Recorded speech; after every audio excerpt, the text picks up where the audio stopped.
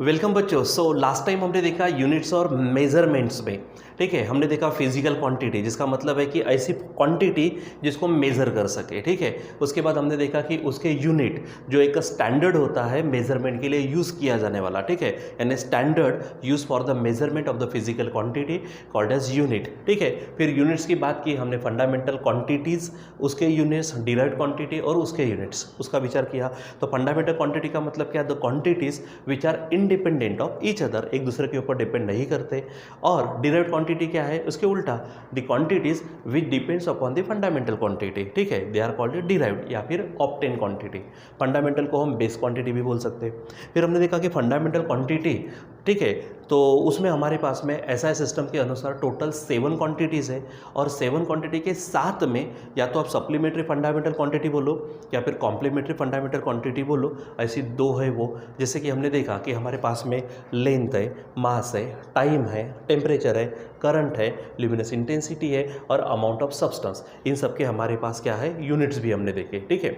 उसके बाद में दो कॉम्प्लीमेंट्री फंडामेंटल क्वांटिटीज़ में प्लेन एंगल देखा, सॉलिड एंगल। अब प्लेन एंगल क्या था वो भी हमने लास्ट टाइम देखा कि कोई अगर आर्क है, कोई आर्क अगर सेंटर पे जो एंगल बनाता है, इसको हम क्या बोलते हैं, प्लेन एंगल, ठीक है। तो जिसको हमने क्या किससे बताया था, या तो डी थीटा या फिर सिंपल थीटा यूज़ कर सकते हैं। और अगर मान लीजिए कि पूरे सर्कल द्वारा जो बनाया जाता तो वो है हमारे पास में 2 पाई, ठीक है, वो देखा। उसके बाद में हमने ये भी देखा कि अगर एक आधा एरिया है और वो एरिया किसी पॉइंट पर एंगल बनाता है, तो जिसको हमने ओमेगा या फिर डी ओमेगा से बताया, तो वो हमारा सॉलिड एंगल होता है। और अगर मान लीजिए कि टोटल स्पीयर है, वो अगर वहाँ पे बनाता है तो वो हमारा 4 पाई यानी 720 डिग्री का एंगल बनाता है, ये भी हमने देखा, ठीक है बच्चों। और उसके बाद में डिराइव्ड क्वांटिटी में जैसे अगर मान लीजिए कि मैं वेलोसिटी की बात करता हूँ, यहाँ पे डिस्प्लेसमेंट अपॉन टाइम आता। डिस्प्लेसमेंट का यूनिट है हमारे पास में मीटर है और टाइम का यूनिट है हमारे पास में सेकंड। तो देखो ये मीटर, ये हो गया लेंथ का, सेकंड हो गया टाइम का। मतलब जो वेलोसिटी है वो डिपेंड करती है हमारे फंडामेंटल क्वांटिटीज़ पर, ठीक है। इसलिए वेलोसिटी हमारी किस में आती है, डिराइव्ड क्वांटिटी में, और उसका यूनिट आता है डिराइव्ड यूनिट, ठीक है। तो ऐसी बहुत सारी, जैसे कि मैंने यूज़ किया था शब्द अनलिमिटेड बोल सकते हैं, क्योंकि बहुत सारी क्वांटिटीज़ है, ठीक है। तो वो डिराइव्ड क्वांटिटीज़, फंडामेंटल फिक्स है, 7 है, 2 कॉम्प्लीमेंट्री है, डिराइव्ड क्वांटिटीज बहुत सारी है, ठीक है। अब उसी के चलते हमारे पास में है डायमेंशनल एनालिसिस, ठीक है, यानी आज हम देखने वाले डायमेंशंस, डायमेंशनल फार्मूला और वो किस तरह से निकालते और ये डायमेंशंस होते क्या है। तो आज बच्चे थोड़ा सा यहाँ पे पहले एक एग्जांपल ले लेते। मान लीजिए कि मेरे पास फोर्स है, ठीक है, हमारे पास क्या है, फोर्स। अब आपको अच्छे से मालूम है फोर्स का फार्मूला क्या है, यस, मास इनटू एक्सेलरेशन है ऐसा। अब मास के लिए मैं m यूज़ कर लेता हूँ। अब एक्सेलरेशन का मतलब होता है वेलोसिटी अपॉन टाइम। देखो फ्यूचर में जब हम एक्सेलरेशन पढ़ेंगे तो मैं dv/dt ये शब्द यूज़ करूँगा डेरिवेटिव के फॉर्म में, लेकिन ये सब आपका होने का है, इसलिए सिंपल वेलोसिटी अपॉन टाइम का विचार करते हैं। फिर थोड़ा सा और आगे बढ़ते, ये मास है। अब भी थोड़ी देर पहले मैंने बताया वेलोसिटी क्या था, डिस्प्लेसमेंट अपॉन टाइम, यानी v के जगह पे क्या आएगा, यस बाय टी, और ऑलरेडी हमारा t है, ठीक। अब इसको अगर कंप्लीट करो तो m s एंड नीचे है टी स्क्वेयर है। अब यम हमारे पास है मास, ठीक है, ये मास है। इसके बाद में ये डिस्प्लेसमेंट, ये हो गया टाइम। इसका मतलब फोर्स जो है डिराइव्ड क्वांटिटी है, और डिराइव्ड क्वांटिटी पूरी तरह से किसके ऊपर आ चुकी है, डिपेंड कर रही है फंडामेंटल क्वांटिटी। देखो ना, यम किसके लिए आया है, आपका मास के लिए, ठीक है। यस जो है वो हमारी लेंथ के लिए हो गया, ठीक है, और ये टी स्क्वेयर यानी टाइम का स्क्वेयर हो गया। तो मास, लेंथ और टाइम ये हमारे क्या है, हमारी फंडामेंटल क्वांटिटीज है। अब यहाँ पर चेक करो, मैं जो बताता हूँ उसको सुनो। इसको मैं ऐसा लिख सकता हूँ क्या, पहले ये बता दो आप, ये t को -2 पावर में ऐसा लिख सकते हैं, ठीक। अब यहाँ पर चेक करो, मैं यहाँ पे कहता हूँ आपको चेक करने को पावर्स। यहाँ पर t का पावर क्या दिख रहा है, -2। यहाँ पर s का पावर दिख नहीं रहा, मतलब समझो क्या है, 1 है, ठीक। अब यहाँ पर m का पावर दिख नहीं रहा, मतलब समझो क्या है, फिर से 1 है। अब इसको मैं यूनिट में भी डाल देता, हमारा मास है तो मास को किस में बोलते हैं हम, किलोग्राम, ठीक है। ये सारा डिस्प्लेसमेंट यानी लेंथ है, तो वो हमारा किस में आ जाता, हमारे लेंथ है तो मीटर में, और टी टाइम है वो तो हमारा सेकंड हो जाएगा, ठीक है। तो किलोग्राम मीटर सेकंड इनवर्स, ये हमारा फोर्स का यूनिट है, जिसको हमने नाम देके रखा है न्यूटन, वो अलग बात है। हमने न्यूटन जो हमारे साइंटिस्ट हैं उनके ऑनर में उसको नाम दिया, नहीं तो असल में यूनिट क्या है, किलोग्राम मीटर पर सेकंड स्क्वायर या फिर kilogram metre second inverse two ऐसा लिखते। आप इसको नीचे लिखेंगे तो भी चल जाएगा, यानी ये जो बात है ये किलोग्राम मीटर पर सेकंड स्क्वायर ऐसा लिखा तो भी चलता, उसको तो वैसे नाम दिया गया कौन सा, न्यूटन। तो अब यहाँ पे बात करते हैं किलोग्राम। किलोग्राम किसके लिए हो गया, मास के लिए हो गया, मीटर किसके लिए हो गया, लेंथ के लिए, और सेकंड किसके लिए हो गया, टाइम के लिए। यानी टाइम, मास और लेंथ, यहाँ पर इनके पावर्स देखो, यहाँ पर पावर 1 है, यहाँ पे पावर 1 है, यहाँ पर पावर -2 है। तो ये जो पावर्स आए हैं फंडामेंटल यूनिट्स के, इन्हीं पावर को हम नाम देते हैं डायमेंशंस। क्या नाम देते हैं इसको, डायमेंशंस। ठीक है, तो डायमेंशंस का मतलब क्या है, सिंपल, ठीक है, पावर्स। लेकिन पावर किसके, ये fundamental unit, fundamental unit, fundamental unit या फिर फंडामेंटल क्वांटिटी बोल सकते हैं आप। ठीक है, अब किलोग्राम किसके लिए है, मास के लिए, मैं उसके लिए m ले लेता हूँ। ठीक है, ये मीटर है यानी लेंथ के लिए मैं इसको l ले लेता हूँ, और सेकंड यानी टाइम के लिए मैं इसको t ले लेता हूँ। ठीक है, थोड़ी देर में इसका विचार करते हैं। ठीक, सो डायमेंशंस का मतलब क्या कहा, ये जो पावर्स आपको दिख रहे हैं, लेकिन पावर्स किस में दिख रहे हैं, किसके पावर्स हैं, फंडामेंटल क्वांटिटी के। ठीक है, यहाँ पे मास, लेंथ और टाइम, ठीक है, ये उसका यूनिट हो गया, मास, लेंथ और टाइम उसका क्वांटिटी हो गई। तो इसका जैसे किलोग्राम के लिए 1 था, ठीक है, यहाँ पे मैं 1 लगा दूँ, यहाँ पे मीटर यानी लेंथ का 1 लगा दूँ, यहाँ पे -2 था, ठीक है, यहाँ पे -2 लगा दूँ। ठीक है, और ये m1 l1 t-2 ये जो पावर्स नज़र आ रहे हैं, इन्हीं पावर को हम कहते हैं डायमेंशंस। ठीक है, तो चलो किसको बोलेंगे हम डायमेंशंस, डायमेंशन यानी द पावर्स, क्या बोलेंगे हम, पावर्स किसके, ऑफ फंडामेंटल क्वांटिटी। लेकिन ये फंडामेंटल क्वांटिटी यहाँ पे आई, यहाँ से आई, यहाँ से आई, यहाँ से आई, यहाँ से आई, और वो आई यहाँ से। तो फंडामेंटल क्वांटिटी कहाँ से आई है, डिराइव्ड क्वांटिटी में आई है। यहाँ पे डिराइव्ड क्वांटिटी कौन सी है हमारी, फोर्स, और ये पूरी की पूरी क्वांटिटी किस में आ चुकी है, डिराइव्ड क्वांटिटी में। यानी क्या बोलेंगे, अब क्लियर हो गया कौन सा, the powers of fundamental quantities in the derived quantity. ठीक है, डिराइव्ड क्वांटिटी में ये सब आए हैं, इनके पावर्स, यानी क्या, सिंपल ध्यान में रखेंगे, दी पावर्स, ये पावर्स को ही ध्यान में रखो, दी पावर्स किसके, of fundamental quantities, of fundamental quantities. लेकिन ये फंडामेंटल क्वांटिटीज किस में आए हैं, फंडामेंटल क्वांटिटीज इन दी डिराइव्ड क्वांटिटीज, इन दी डिराइव्ड क्वांटिटी। ठीक है, डिराइव्ड क्वांटिटी में जो फंडामेंटल क्वांटिटी आती है उनके powers are called as dimensions of that derived quantity. ठीक है, जो डिराइव्ड क्वांटिटी है उस क्वांटिटी के क्या कहलाएंगे, डायमेंशंस कहेंगे। ठीक है, अब डायमेंशंस को लिखते समय हम कैसा लिखते, तो डायमेंशनल फार्मूला, क्या बोलेंगे हम, डायमेंशनल फार्मूला बोलो या फिर डायमेंशनल इक्वेशन आप बोल सकते हो। ठीक है, तो ध्यान में रखना है, लिखते कैसे, आप यहाँ पे स्क्वायर ब्रैकेट लेंगे और m/l/t ऐसे फॉर्म में लिखते। अब इन्हें MLT का मतलब क्या है, मास, लेंथ और टाइम, ये इनके अगर आगे पीछे हुआ फर्क नहीं पड़ता, यानी आप LMT भी बोल सकते हो। तो ज़्यादातर काइनेमेटिक्स में, काइनेमेटिक्स का मतलब क्या होता, जब हम काइनेमेटिक्स ये शब्द यूज़ करते तो इसका संबंध आता है मोशन से, चाहे वो कोई भी मोशन रहे। मोशन में बहुत सारी कंसेप्ट होती है, जैसे कि मैंने लास्ट टाइम बताया था, displacement, velocity, acceleration, momentum, force है, potential energy, kinetic energy, total energy.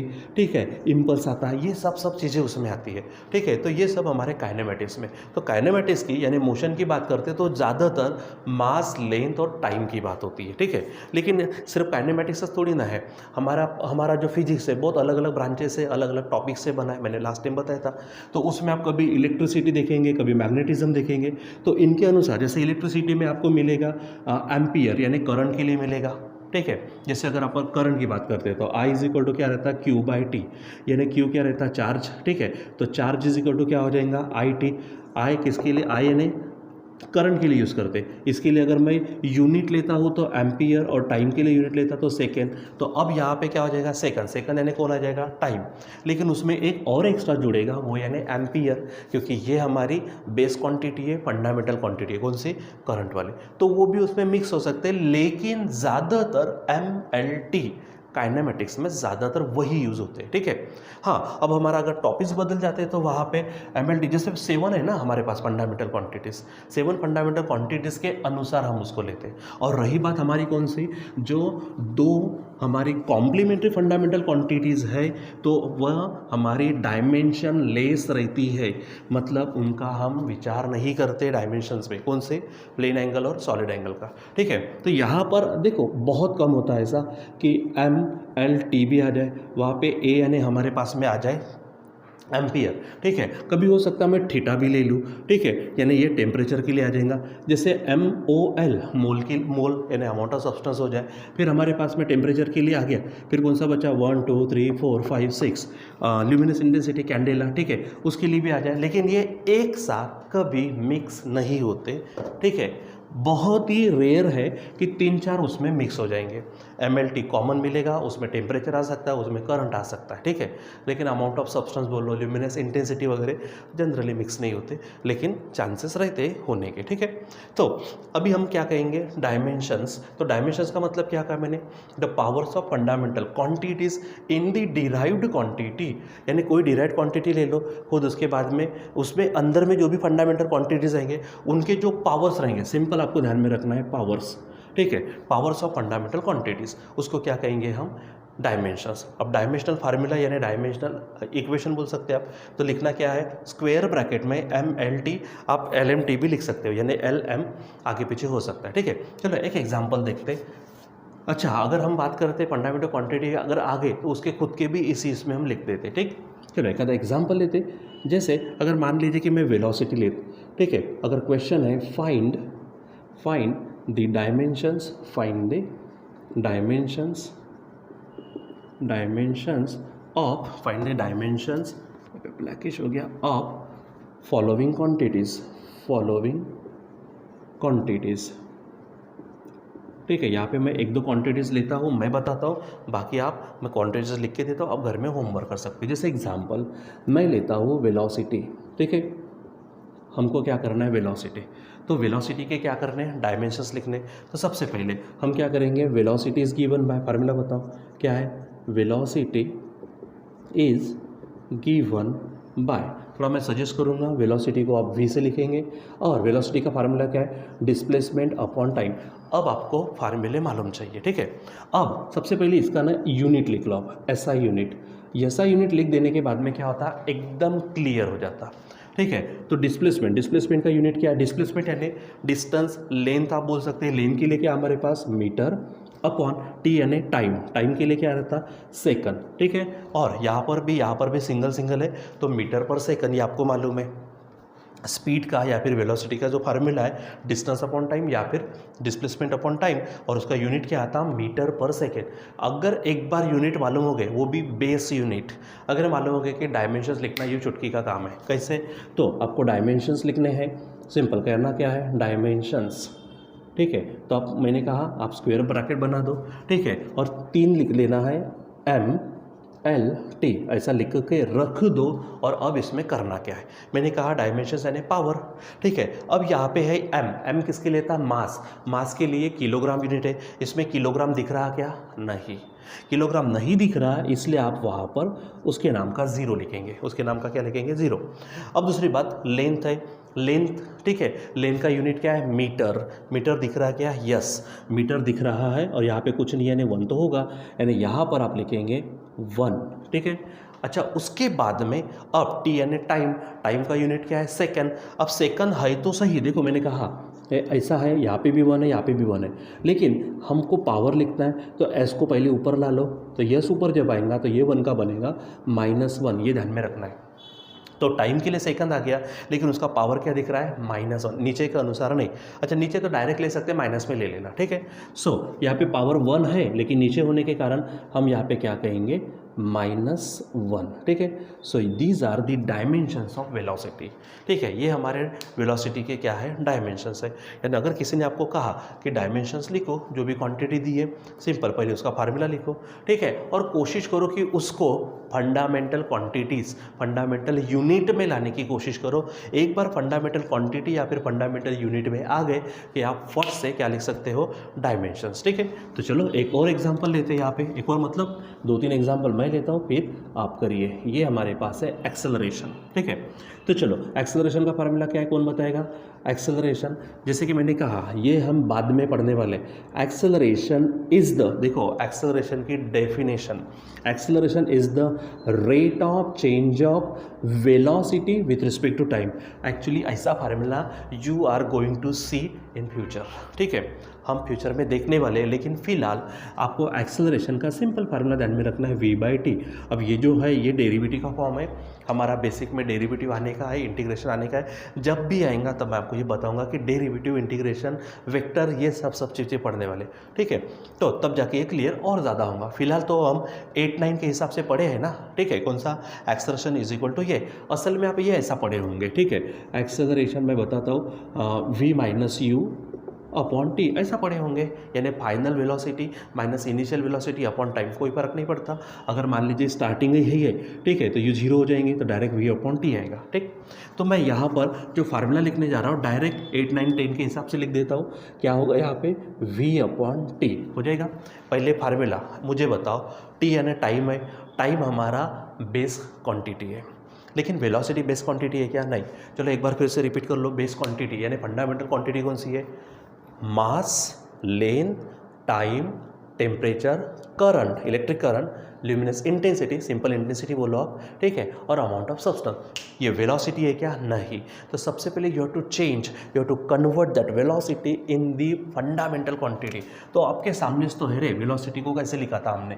So acceleration is equal to v की जगह पे क्या रखेंगे आप, s/t, और ऑलरेडी कौन है, t है, यहाँ पे रख दो, ठीक है। और इसीलिए एक्सेलरेशन हो जाएगा s/t²। अब यस यानी क्या है, डिस्प्लेसमेंट। डिस्प्लेसमेंट के लिए यूनिट क्या है हमारा, वो लेंथ का यूनिट है, यानी मीटर। यानी अब ये आ गए फंडामेंटल में, ठीक है। अब मैंने क्या कहा था, पहले आप इसका यूनिट लिख लो। तो यसा यूनिट क्या है, यसा यूनिट क्या है, चलो बताओ। अब क्या होगा यसा यूनिट, एकदम सिंपल है, ये डिस्प्लेसमेंट, डिस्प्लेसमेंट किस में मेज़र करते हैं, मीटर में। और ये टाइम है, टाइम किस में लेते हैं, सेकंड। लेकिन यहाँ पर देखो इसका स्क्वायर है, हो गया। अब आपको लिखना था डायमेंशंस, ठीक है, तो लिख देते ना फट से डायमेंशंस। बोलो भला क्या हो गए, डायमेंशंस लिखने हैं हमको। तो कैसे लिखने को कहा था, सिंपल, पहले स्क्वायर ब्रैकेट ले लो, फिर यहाँ पर आप m/l t ऐसा डाल दो, ठीक है। और उसमें आपको पावर्स देने, जो पावर्स होंगे दैट इज योर डायमेंशंस, ठीक है। अब यम मास के लिए आता, मास के लिए यूनिट है किलोग्राम, किलोग्राम इसमें है ही नहीं, यानी उसके नाम का 0। यल यानी लेन के लिए, लेन के लिए मीटर है, मीटर ऊपर में है, कुछ नहीं दिख रहा तो 1 है, यहाँ पर हो गया 1। और टी का यूनिट है सेकंड, सेकंड को दिख रहा है पावर, लेकिन नीचे है, ऊपर जाता तो वो बन जाता -2। So these are the dimensions of acceleration, ठीक है। ये डायमेंशन बन गए एक्सेलरेशन के। तो इस तरह से आपको करना होता है। चलो और एक क्वांटिटी देखते हैं यहाँ पर। मान लीजिए कि हमारे पास है फोर्स, ठीक है। तो चलो बताओ, अब फोर्स, तो फोर्स के लिए मैं एफ यूज़ करता हूँ, ठीक है। तो फोर्स का फार्मूला क्या है, मास इनटू एक्सेलरेशन है। अब मास तो है, एक्सेलरेशन अब भी थोड़ी देर पहले लिखा था, आप डायरेक्ट लिख सकते हो s/t², हो जाएगा। देखो ना, जैसे v का था s/t, एक्सेलरेशन का क्या है s/t²। So I wrote here s/t², ठीक। Now check it, this is your formula for force. अब असल में देखो तो फोर्स का फार्मूला यूनिट, फोर्स का यूनिट क्या है, न्यूटन है। लेकिन मैंने कहा आप न्यूटन के अनुसार, वो तो उसका नाम दिया गया है न्यूटन का, लेकिन आपको जब डायमेंशंस लिखने हैं तो you have to convert that derived quantity in the form of fundamental quantities, ठीक है। तो मास आ गया किलोग्राम, ये हो गया डिस्प्लेसमेंट यानी लेन की इसमें, और टाइम हो गया वो सेकंड के इसमें आ जाएगा, ठीक। अब इसका मैंने कहा पहले आप क्या करो, ऐसा यूनिट लिखो, क्योंकि ऐसा यूनिट लिख देने के बाद आपका एकदम क्लियर हो जाएगा। ये मास है, मास के लिए क्या होता है, किलोग्राम। ये यस है ना डिस्प्लेसमेंट, डिस्प्लेसमेंट किस में मेज़र करते हैं, मीटर में, ये मीटर हो गया। और ये टाइम है, अपॉन में है, तो उसको मैं कह लेता हूँ सेकंड स्क्वायर, ठीक। अब देखो कितना इजी हो गया डायमेंशंस लिखना। डायमेंशंस, चलो लिखो डायमेंशंस पट से। तो पहले स्क्वायर ब्रैकेट, आप यहाँ पर हेडिंग डाल दो m, उसके बाद l और t। चलो बताओ यम, यम यानी मास, मास का यूनिट है किलोग्राम, किलोग्राम है और पावर कुछ नहीं है नहीं 1, अब यहाँ पे आएगा 1। यल, यल यानी लेंथ, लेंथ का यूनिट है मीटर, मीटर के लिए भी आ जाएगा 1। और ये जो यस है वो सेकंड है, वो टाइम के लिए आता, उसका पावर 2 है। तो अगर मैं ऐसा लिखता हूँ ये रॉन्ग हो जाएगा, क्योंकि वो नीचे है मेरे भाई, जब ऊपर चला जाएगा तो क्या हो जाएगा माइनस, यानी इस प्रकार से आएगा, रहेगा ध्यान में। सो इस प्रकार से आपको डायमेंशंस लिखने। तो पहले क्या करना है, सिंपल, जो भी आपको पूछी गई क्वांटिटी है उस क्वांटिटी को आप सबसे पहले क्या किस में ला लो, बेस क्वांटिटी में, यानी फंडामेंटल क्वांटिटी में ला लो। उसके बाद जस्ट राइट यूनिट, ऐसा यूनिट लिख दो, and after that you can write the dimensions easily. Okay, चलो अब मैं यहाँ पे 2-3 आपको क्या करता हूँ एग्जाम्पल दे देता हूँ, आप उसके क्या करना डायमेंशंस निकाल के लाना है। तो ये आपके लिए मैं होमवर्क छोड़ देता हूँ, ठीक है बच्चों। सो कोशिश करना, मराठी में कहावत है, लहरों से डरकर नौका पार नहीं होती, कोशिश करने वालों की हार नहीं होती, ठीक है। सो हमारे पास है क्वेश्चन, क्वेश्चन वही है, find dimensions of, find dimensions, dimensions of, ठीक है। नंबर 1 मैं यहाँ पे लिख देता हूँ। देखो अब आपकी ये जिम्मेदारी भी है कि आपको वो फार्मूले भी ढूंढने पड़ेंगे। मैंने कहा था लास्ट टाइम में कि आप 8, 9, 10 से फार्मूले, कुछ डेफिनेशन, कुछ बोल्ड इसमें लिखा हुआ होता है, वो नोट्स तैयार करके रखना, ठीक है। तो अब आपके काम में आएंगे। तो चलो मैं लिख देता हूँ कुछ यहाँ पर, मैं लिखता हूँ मोमेंटम, मोमेंटम, ठीक है। ये आपको मैं होमवर्क दे रहा हूँ, हाँ। चलो उसके बाद में आप मोमेंटम हो गया, एनर्जी ले लेते हैं, काइनेटिक एनर्जी, ठीक है, कोई भी एनर्जी ले ले तो भी चल जाएगा, ठीक है। यहाँ पर मैं पोटेंशियल एनर्जी ले लेता हूँ, ठीक है। उसके बाद में और कुछ मैं आपको होमवर्क देना चाहता हूँ, ये है, मान लीजिए वर्क, ये क्वांटिटीज़ है, ठीक है। उसके बाद में वर्क हो गया, उसके बाद कोई भी और भी चीज़ें हमारे पास, इम्पल्स है, इम्पल्स है। उसके बाद में और जो भी कुछ क्वांटिटीज़ और आती है, ठीक है। मोमेंटम हो गया, वर्क हो गया, चलो छोटी मोटी क्वांटिटी दे देता हूँ आपको मैं, डेंसिटी हो गई, ठीक है। उसके बाद में और 1 2 3 4 5 6 7, चलो वॉल्यूम हो जाएगा, ठीक है। उसके बाद में आपको मैं और एकदम छोटी छोटी क्वांटिटी देता हूँ, वेवलेंथ है आपके पास, कभी नाम तो सुना ही होगा। और मैं 2 देना चाहता हूँ, यहाँ पे आपके पास फ्रीक्वेंसी है, ठीक है, फ्रीक्वेंसी। और एक आधा मैं अगर डाल दूँ इसमें तो टाइम पीरियड या फिर पीरियड ऑफ टाइम बोल सकते हैं, ठीक है। मैं इतना ही लिख लेता हूँ, टाइम पीरियड। आपको जो भी लिखना है, जो भी करना है यहाँ पर शिद्दत से करिए, ठीक है। कोई फ़र्क नहीं पड़ेगा कि आपका रॉन्ग होता कि राइट होता, लेकिन करना ज़रूर, क्योंकि हो सकता है ना मैं इसको फिर से अपने पद्धति से फिर एक्सप्लेन कर दूँ, ठीक है। लेकिन आप अगर हमारे से पहले कर लेंगे तो बहुत अच्छी बात है, ठीक है। यानी आपको पता भी चलेगा कि आपको समझ रहा नहीं समझ रहा, ठीक है। और कुछ अगर डाउट्स आ भी गए तो नेक्स्ट क्लास में वो क्लियर भी हो जाएंगे, लेकिन हमसे पहले आप करिए, ठीक है बच्चों। तो आज के लिए बस इतना ही, आप पूरा का पूरा वीडियो अच्छे से देखिए ताकि आपका क्लियर हो जाए। तो आपके लिए आज के लिए बस इतना ही, बाकी का कंटिन्यू करेंगे बाद में। Till then bye.